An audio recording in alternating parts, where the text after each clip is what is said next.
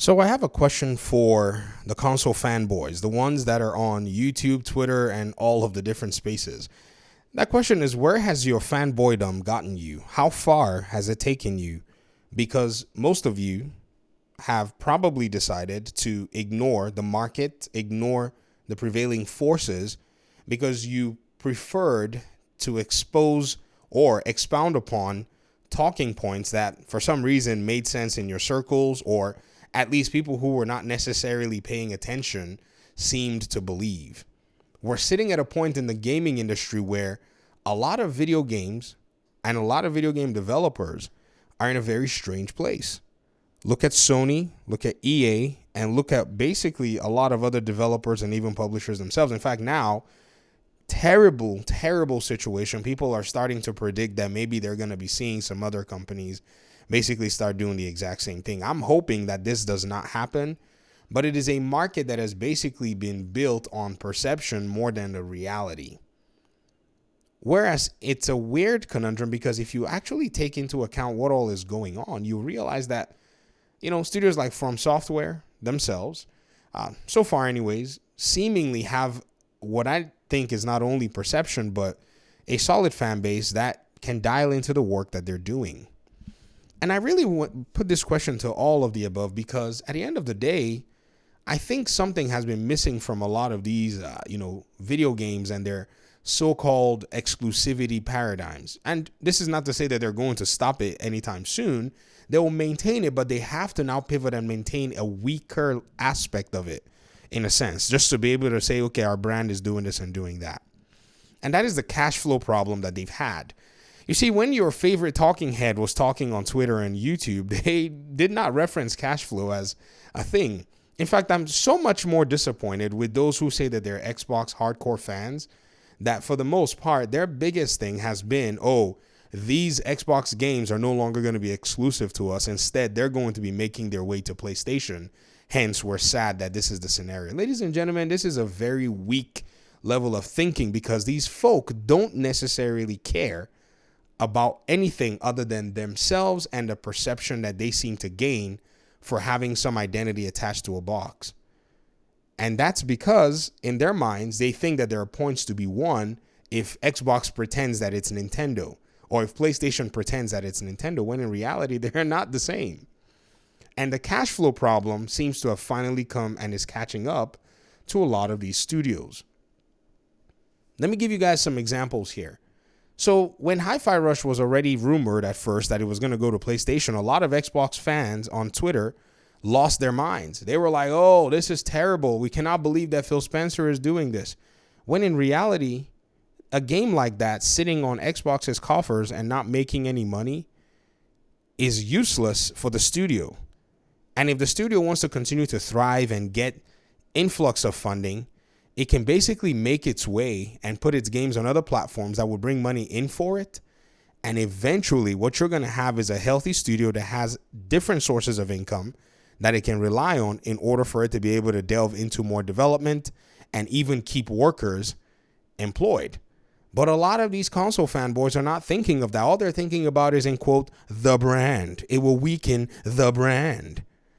Ladies and gentlemen, this has always really been a very strange perception for me. I'll give you another example. Marvel Spider-Man 2. Marvel Spider-Man 2 would have easily sold 5 to 6 million extra copies on Steam, where in the event that it had launched in the very first day. Oh, what was that you Sony fanboys were telling me? Oh, it will ruin the PlayStation brand. It's going to weaken their console sales. Bruh, their console sales have already been reduced by them.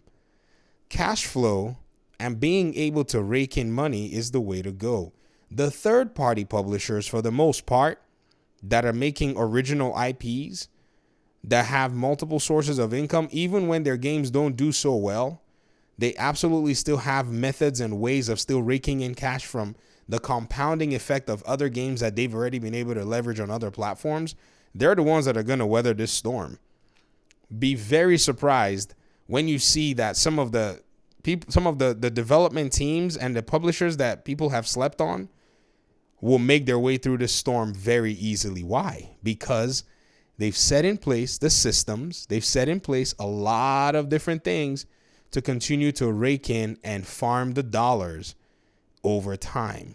And this is something that PlayStation just did not have because it put its coffers into exclusivity to get more consoles sold. And now the consoles aren't selling. We're starting to see, and that's just one factor. The market pressures have changed. That's another factor. People don't necessarily want to buy these exclusives. They want to play FIFA and COD.